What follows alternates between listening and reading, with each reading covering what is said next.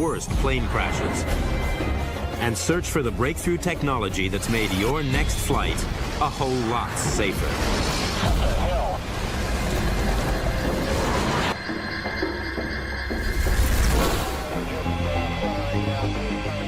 January 25th, 1990, as fog engulfs JFK, planes stack up overhead. The tower routes Avianca Flight 052 for final approach. At 600 feet, the pilot hits a blast of turbulence and aborts the landing.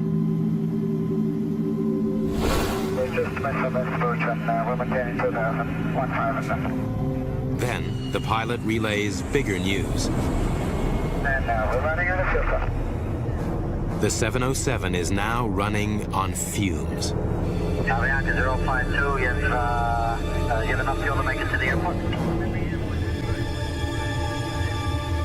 Avianca 052, New York.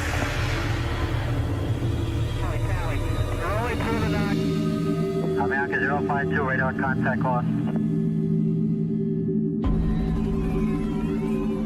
Flight 052 crash lands in Cove Neck, Long Island. No fuel, so no fireball.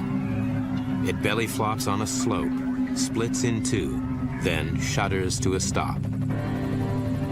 85 survive, 73 die. When Barry Trotter and a team from the NTSB examine the wreckage, they make a chilling discovery. More should have survived. The majority of them died because the seats failed. So the passengers still strapped to their seats were moving forward and bumping and piling up against the other passengers ahead of them. When you think about the fact that the fuselage stayed together and protected the people in that way, it's the seats that didn't protect the people. Their seatbelts stayed intact, and the rescuers said that all the seatbelts were attached, but with the seat not staying attached to the airplane, you lose all benefit, any protection of the restraint system, because you go flying with your seat. It's not the first time seats failed so badly. 8 years before, horror in the nation's capital. Air Florida 90 came down in the Potomac River. Investigators have found the victims of the Air Florida disaster were not killed by the crash impact of the plane with the bridge or river. Instead, they died when almost all the seats broke loose.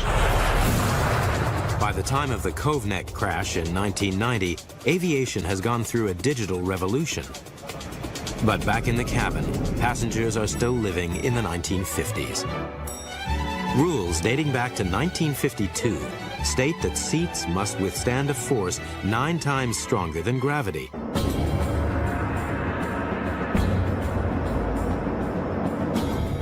Here's how they tested a seat. Load it with a block of wood and pull it in all directions at 9 Gs. The problem with that test was that it was a static test. That means, in engineering terms, it was a slowly applied load. Of course, a crash is a very rapidly applied load.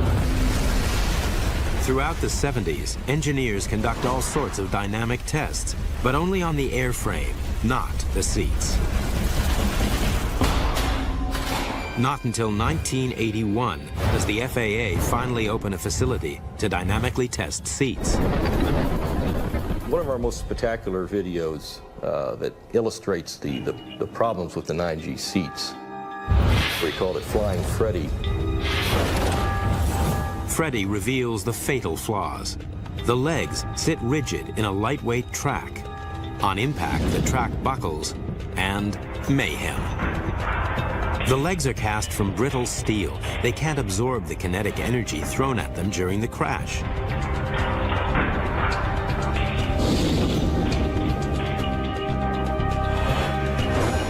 "9G was out. Seats had to withstand a stronger force. But how strong?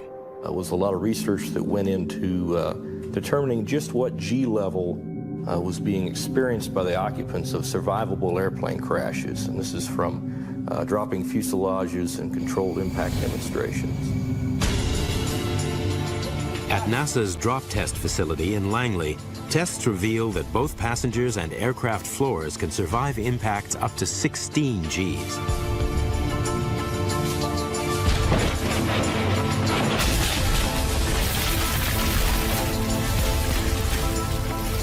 The FAA sets a new gravity goal, but faces an even tougher challenge.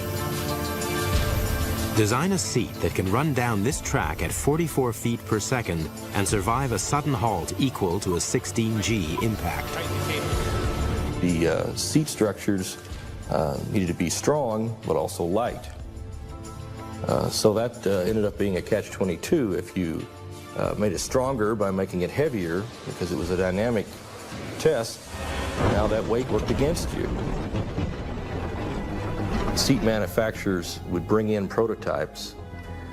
We'd put them on our test sled, and invariably, they would simply break loose and go flying off the sled. While tests continue, the world's fleet is still flying with 9G seats, the standard set in 1952. Finally, in 1986, the breakthrough.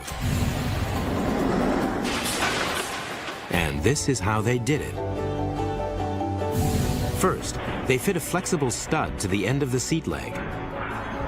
When the track buckles, the foot swivels instead of snapping out. Second, they cast the legs in a C shape. In a crash, the back legs straighten and the front legs compress. As the legs crumple, they absorb most of the kinetic energy of the impact. When that seat finally stayed on at 16 Gs, everybody was pretty enthused. There was some jumping up and down and hollering going on. In 1988, manufacturers fit 16G seats on new planes. But it was judged too expensive to retrofit the entire existing U.S. fleet. 1 year later, a Boeing 737 crashes on a freeway in England. The broken Boeing, 4 months off the production line, so profoundly distorted that in the cold light of day, it was hard to imagine that anyone could have escaped alive. 47 die, but experts believe that many of the 74 survivors owe their lives to the new 16G seats. It was the first crash that involved seats that had been tested here at CAMI and had passed our 16G requirement. When Avianca 052 crashed at Cove Neck 12 months later, it still carried the old seats. Experts believe that lives could have been saved if the plane had been fitted with 16G seats. Not until October 2009 will they become mandatory on all aircraft.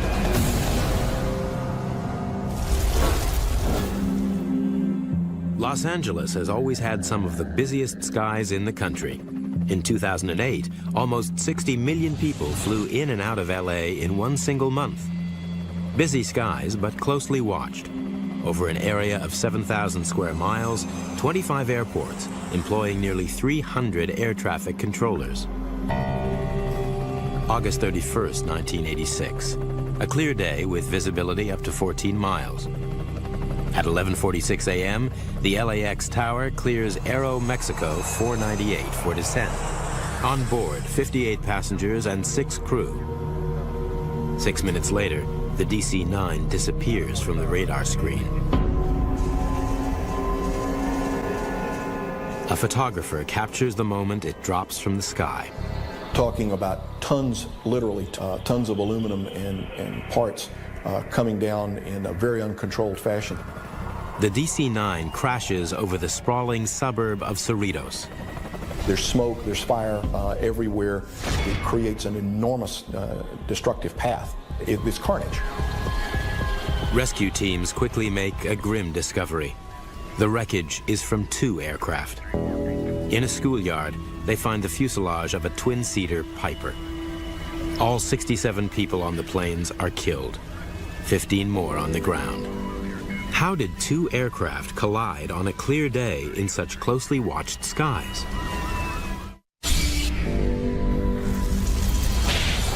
Two planes have collided in mid-air over Los Angeles. Investigators must probe why. They check the flight records and discover the Piper left Torrance Airport 12 minutes before the crash. It ascends to the wrong altitude and enters the LAX terminal control area, flying straight into the path of Aeromexico 498. The air traffic controller didn't know they were there. The Aeromexico crew clearly didn't know they were there, and the Piper, in all likelihood, believed that they were outside of airspace that would present them any danger. In fact, they weren't, and the collision occurred. All pilots learn the first rule of aircraft separation. It's called see and avoid, a method as crude as it sounds.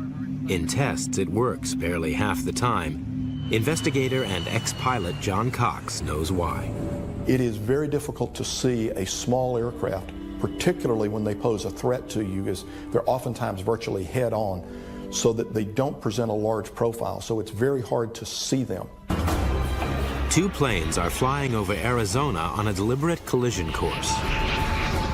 Closing with the other aircraft right now. He's about 17 miles ahead of us, and we're closing at about 400 knots, which is about 450 miles an hour. That means they're traveling at a combined speed of 900 miles an hour. They'll meet in seconds. Only now does the co-pilot spot the other aircraft. They've seen and have split seconds to avoid. He's off to the left there. If the pilots hadn't been looking for the other plane, they'd probably have collided. Human eye isn't very good at picking out little specks on the horizon. And if you're actually going to run into another aircraft, that little speck is not moving around at all. So it's extremely difficult to see, even on a clear day. The Massachusetts Institute of Technology has studied the effectiveness of see and avoid. The engineer in charge of the investigation is John Andrews. In the case of the Cerritos accident, the aircraft were closing at almost 300 knots. And what that means is that in order to see the aircraft in time to avoid, you would have to see it at about a distance of 1 mile. That's 13 seconds approximately before the collision. At a distance of 1 mile, the Piper aircraft, the smaller aircraft, was the same size as a US 1-cent coin at 40 feet. The drawbacks of see and avoid became clear in the 1950s as planes flew faster. In 1956, a mid-air collision over the Grand Canyon kills 128. At the time, it was the world's deadliest air crash. Research begins on the holy grail of air safety, a collision avoidance system. But work stops after 6 months. The technology just doesn't exist. By the late 1970s, however, avionics had moved on. Aircraft now carry a device called a transponder to avoid mid-air collisions. Using transponder beacons, air traffic control can track a plane's location, altitude, and call sign via ground receivers. But the advance is not foolproof. Pilots must rely on air traffic controllers for a warning. 1978. On approach to San Diego, a 727 collides with a single-engine Cessna. 137 die. Spurred by the tragedy, John Andrews' team at MIT worked to develop a traffic collision avoidance system, or TCAS. The goal, to develop a cockpit warning system which will alert pilots to nearby planes. Hundreds and hundreds of hours of testing had to be done to bring the system to the point where we could actually say if this were installed, it would work. Andrews tests his prototype by rerunning the fatal flight at San Diego. We equipped a 727 and a small aircraft, exactly the same type aircraft that collided, and flew them with TCAS equipment on board to test and see whether or not the electronic part of the system was good enough to have prevented that accident. Our conclusion was that it was, that we could do it with existing transponders. TCAS signals all aircraft transponders within a range of 40 miles. Transponders on nearby planes respond with speed, altitude, and call sign. If planes are heading on a collision path, TCAS warns one to ascend and the other to descend. Finally, the solution. But at $60,000 each, it's an expensive fix. For a while, there was obviously reluctance to spend all the money it would require to equip commercial aircraft with TCAS. It was considered to be a fairly expensive piece of avionics. Then, the mid-air collision over Cerritos, a virtual rerun of the San Diego crash. And Cerritos was the key event that pushed the system from the laboratory and from the experimental flying into actual daily operational use. After Cerritos, the FAA makes TCAS mandatory on all large U.S. aircraft. In 1993, it was required on all planes carrying more than 30 passengers. Descend, descend, traffic. Today, every plane entering U.S. airspace is required to have it. Aircraft that's plus 100. TCAS has literally saved numbers of airliners, including one that I was flying. We would have probably struck a small airplane over Central Florida had we not had TCAS warning.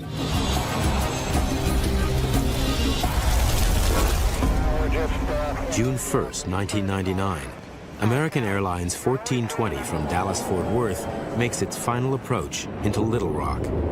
As they head toward runway 4R, they fly into a tempest.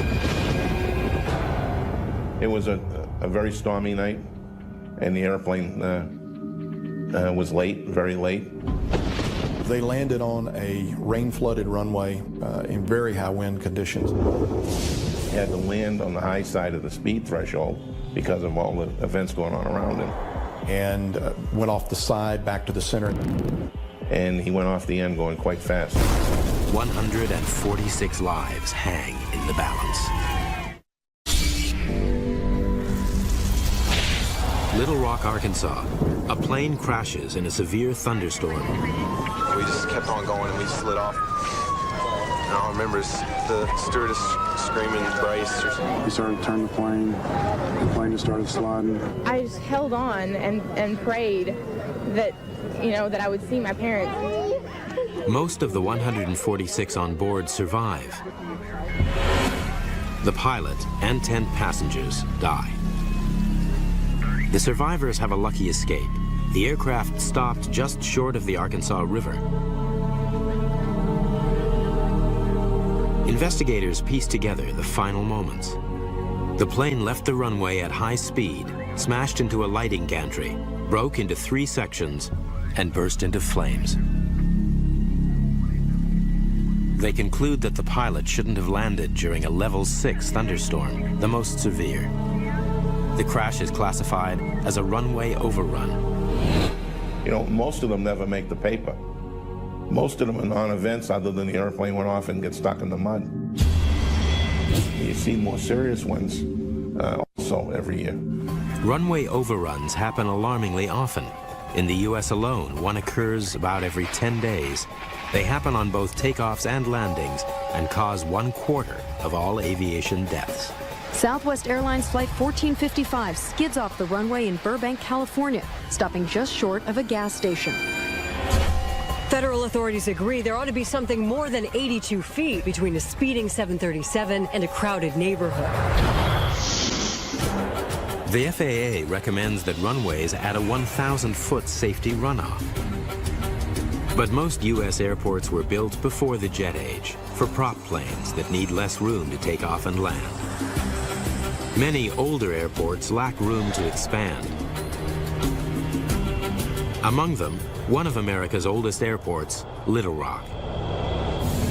The safety area for runway 4R was just 450 feet, less than half the room recommended by the FAA.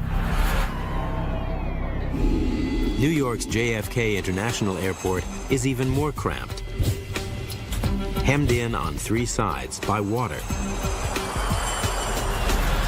On February 28, 1984, a DC-10 overshoots runway 4 left and ditches in Jamaica Bay. Miraculously, all 177 passengers and crew survive. The manager of aeronautical operations at JFK is Pam Phillips. The question was raised. We had this overrun. What can we do? What can we do to further the research associated with looking at something new, looking at something fresh, looking at something different? What's needed is a way to stop planes quickly and safely when they overshoot. For an answer, the FAA turned to the guys who can stop planes fast.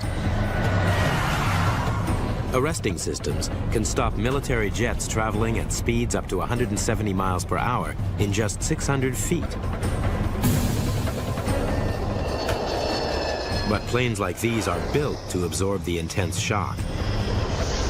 If a commercial aircraft is abruptly stopped, most of its kinetic energy rebounds on impact, damaging both plane and occupants. What is needed is some sort of material that can absorb most of the energy of impact and bring the plane to a halt in a controlled manner. The FAA become particularly interested in something called phenolic foam. It's light, rigid, and crushable. Not the fluffy pink stuff that you think of when you think of household insulation, but it's a firm foam. If you've ever seen the things that florists use to poke flowers into. But this foam had a drawback. If there were an accident, there is potential for a fuel spill, and this material could soak up jet fuel and prolong a fire. It was a setback, but they didn't give up on foam. They turned to foamcrete, a specialist concrete mixed with liquid soap, which in turn traps air bubbles in the mixture. It's tough, but much lighter than standard concrete because it's full of air and it doesn't burn. We really thought that we were onto something with this new cellular material. In essence, it's a strong material in some respects and a very weak material in other respects. Strong enough to withstand 115-mile-an-hour jet blasts and the extreme temperature range at many U.S. airports. Computer trials suggest it's also weak enough to give under the weight of an airplane. As foamcrete crushes, it absorbs the forward energy of the undercarriage and slows the plane gradually. It's like trying to ride a bike through sand. It works in theory, but how about on the runway? The big day was back in May of 1996 when we had a 380-foot long, 40-foot wide bed built. We actually had borrowed an FAA Boeing 727.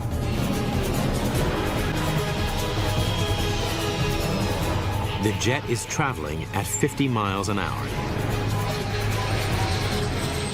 We actually had a couple of our employees on the plane.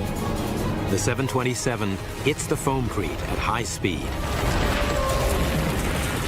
The landing gear absorbs the shock. And 10 tons glide to a halt. And what's amazing about it was that the aircraft stopped within 16 feet of what our computer model had predicted. Everybody was just ecstatic about it, and having it stop like it was supposed to, that's all you could ask for. They dub it Engineered Material Arresting System, EMAS. In months, the first EMAS bed is laid at the end of JFK's runway 4 right. But will it work in a real emergency? To stop runway overruns, JFK installs a bed of foamcrete. The bed goes unused for almost 3 years. Then, on May 8, 1999, Pam Phillips gets a call. It was Mother's Day of 1999. It was a day much like this. It was rainy, it was gray, and I will never forget getting the phone call. A Saab commuter jet landed long and ran straight into the EMAS bed. Came out here to JFK and was everybody okay? No injuries and no damage to the aircraft. Everything that we expected through all of the testing and research validated itself with that arrestment. 4 years later, the EMAS bed stops an MD-11 cargo plane. And in 2005, EMAS passes its biggest test so far, pulling up a 300-ton 747 racing at 80 miles per hour.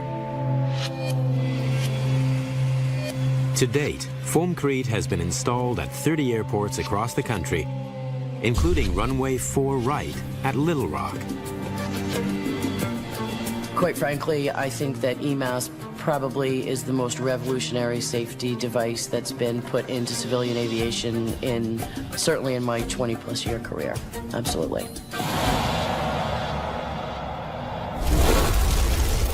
September 2nd, 1998.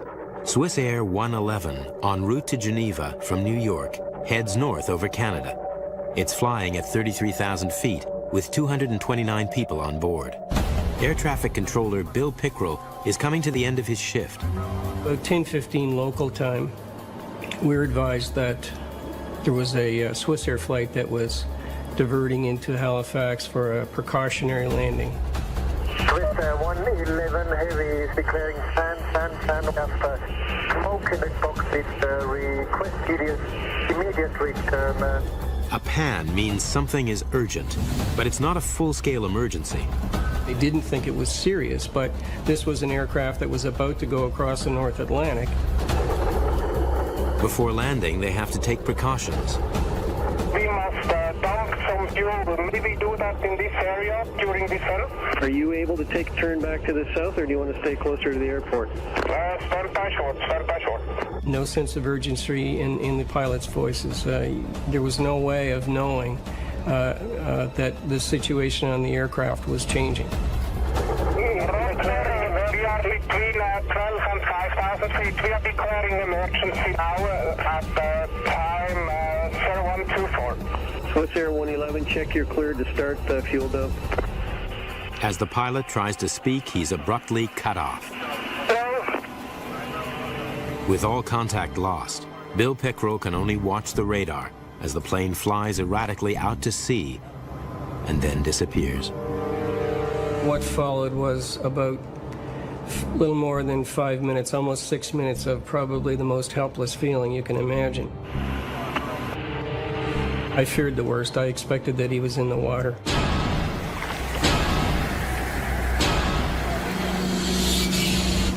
Swiss Air 111 has plummeted into the Atlantic Ocean 6 miles off the coast of Nova Scotia. Heard a loud, it wasn't even an explosion, it was almost like an air wave sort of hit the top of the house and the windows shook. Local people rush to help. Among those watching the news is Larry Vance of the Canadian Transportation Safety Board. Came on newsflash over the television, and I said to my wife, "Ooh, this sounds like one I might be involved in," so I waited for the phone call. The investigation begins immediately. The team is based at a fishing village, Peggy's Cove. The mood at Peggy's Cove was quite somber. I mean, you got 200 bodies out in the ocean. Well, for us in the safety board, it was the biggest investigation that we ever launched, the biggest one we ever participated in. The black boxes are quickly found, but they solve nothing.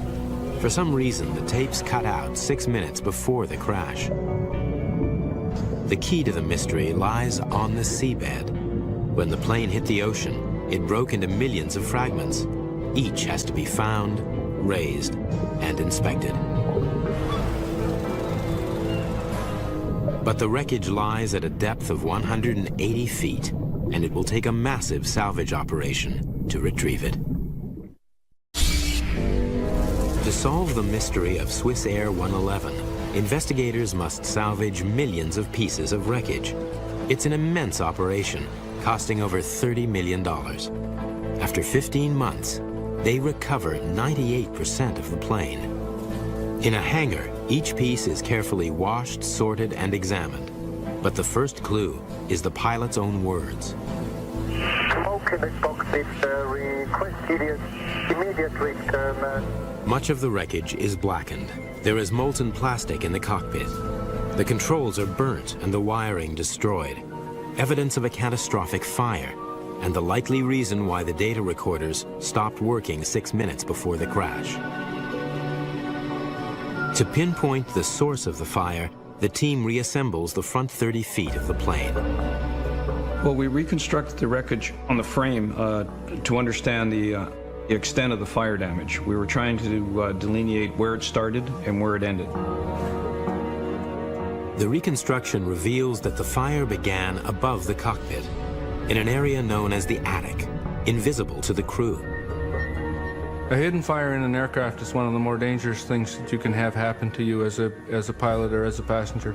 If you have a fire in an aircraft that you can't detect, that fire will, unless for some reason it self-extinguishes, the fire will spread through the aircraft and eventually it will bring the aircraft down.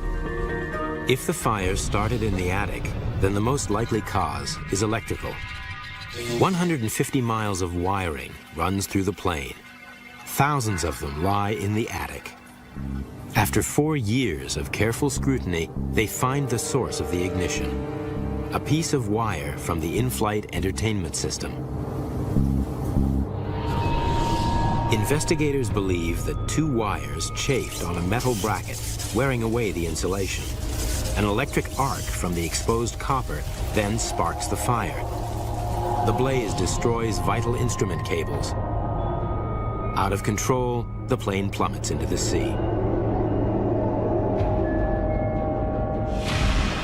But the only material near the wiring is the plane's insulation blanket, and it's not supposed to burn.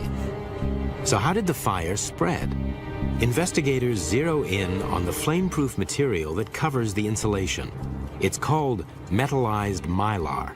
The industry standard tests, which are demonstrated here, show that when exposed to a flame, mylar shrinks but does not ignite. But there is a question mark about the test itself. There had been reports that despite the tests, metallized mylar was, in fact, flammable. The FAA devises a tougher test that more accurately replicates a plane on fire. It's called the Radiant Panel Heat Test. The results are shocking. Mylar burns. We were very much concerned, and we were concerned that there might be other incidents, and because of that, the FAA issued an airworthiness directive that would require the actual removal of metallized mylar from over 700 airplanes. Metallized mylar is yanked from all aircraft. Scientists look for a replacement that won't burn. They decide on a material called Kapton, a variation on the insulation used on electric wiring. Chemically, it has a makeup that produces a char when it is exposed to heat. This char is a factor in its fire resistance because a char prevents the material from igniting and burning. Kapton passes both the Bunsen burner test and the Radiant Panel Heat Test. It does not burn in either. But to be sure, the FAA subjects it to the ultimate test, 15 seconds in an 1800-degree flame. At these temperatures, the plane itself would melt, but the Kapton is only charred. The most important thing is that once the flame was removed, it did not propagate a fire and it self-extinguished immediately. Across America, this remarkable material, which lines the entire fuselage of a plane, will ensure that the horror of a hidden fire will never be repeated.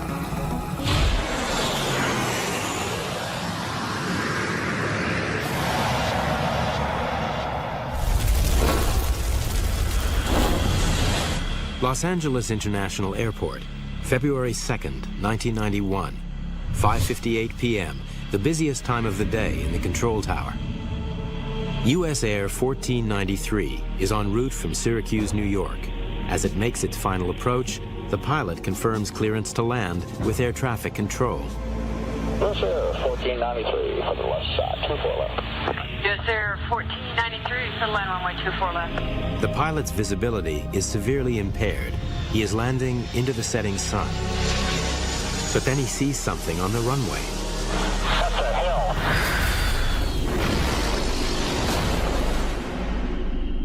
When emergency crews arrive on the scene, they make a chilling discovery. Firefighters first on the scene didn't even know there was a second plane involved for at least 4 minutes. Then observed the propeller, realized that the propeller didn't belong to a 737, and then went back out on the airport to look for the rest of that airplane. The propeller belongs to a SkyWest turboprop, which was sitting on runway 24 left, awaiting clearance for takeoff. All 12 people on the turboprop are killed. 22 die on the 737. Within hours, crash investigator John Cox is on the scene. What we saw when we went out there was a very badly damaged 737, both due to the impact as well as the ensuing fire, and the crumpled Embraer up underneath the Boeing. It was a very tough place to work. Just how could two planes collide on the runway? Two planes have collided on a runway at LAX. An investigation by the National Transportation Safety Board quickly finds out why. The fault was found to be the air traffic controller working the tower at Los Angeles. Forgot that she had instructed the SkyWest airplane onto the runway. She lost awareness of where that airplane was. 1493, center line runway 24 left. Certain times of the day, the air traffic controller probably feels like their head is in a vice. On busy airports with airplanes coming and going, it's very easy for controllers to lose track of exactly where an airplane is. It's the controller's job to keep a safe distance between aircraft. The most dangerous place is where planes are moving fast out on the runway. When there's an airplane on approach or on takeoff for that runway, that is sacred ground, and you cannot bring any other vehicle into that sacred ground. This is the result when that ground is violated. March 1977, at Tenerife in the Canary Islands, two Boeing 747s collide at high speed on the same runway. 583 die in the world's worst aviation disaster.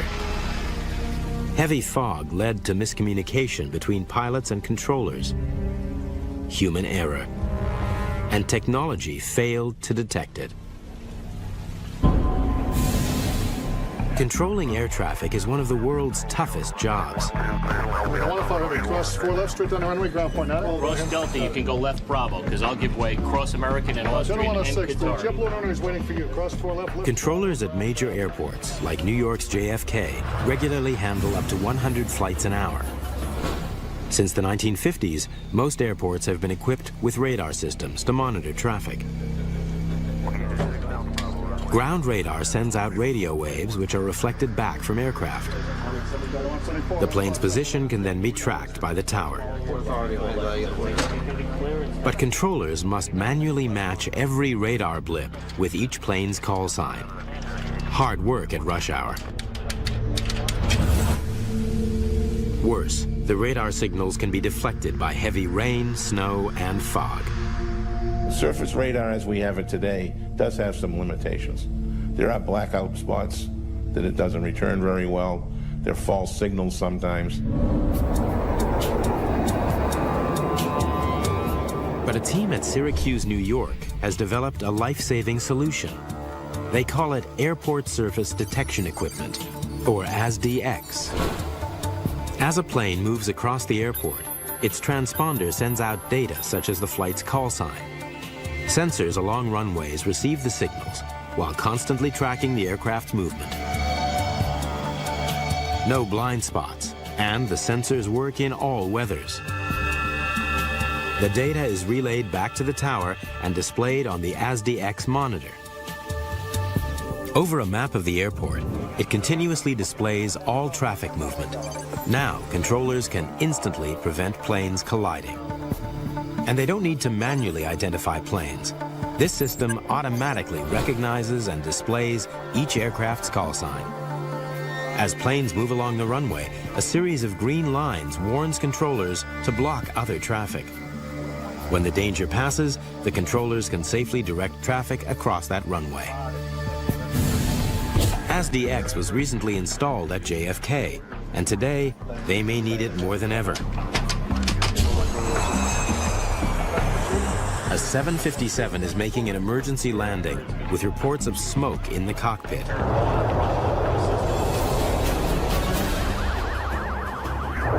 Can contact ground on 121.9. He wants the vehicles to inspect the aircraft. Okay. Worst case, they're going to blow away chutes and also got people all over the place. So we're going to want to make sure we don't have anybody try to keep all airplanes off Alpha and Bravo. If passengers need to evacuate the plane, controllers may have to close runways. Yeah, I know. Yeah, I know. If they close a runway, the monitor displays a warning. If a plane approaches the runway, ASDX will sound a conflict alert. Warning, runway 22 left. Go around. In certain scenarios, it can provide as much as 15 seconds warning.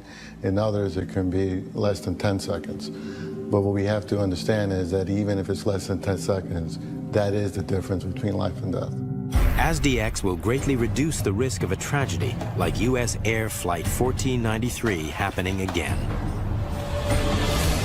It has now been installed at 17 airports across the nation, including LAX.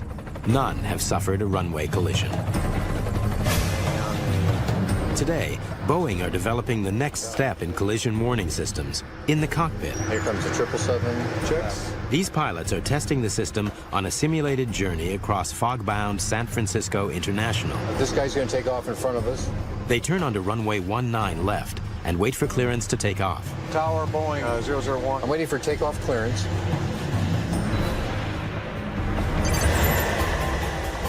Still waiting for my takeoff clearance, and I don't have it yet. But right here, there's an airplane right behind me getting ready to land. He's 2.4 miles out. Tower, Boeing 1, we show traffic landing on runway 19 left. Do you want us to depart, sir? We've lost comm with the tower, Captain. That's much too close for me. Boeing 1 transmitting in the blind. We show traffic on our tail. We're exiting the runway. So within 1 mile, Captain. Miles, 0.5 miles, closing. No, that's closed. Without the cockpit warning, disaster. Today, decades of innovations safeguard flyers against collisions on the ground and in the air, hidden fires, and runway overruns. One leg of any flight is still risky, the drive to the airport.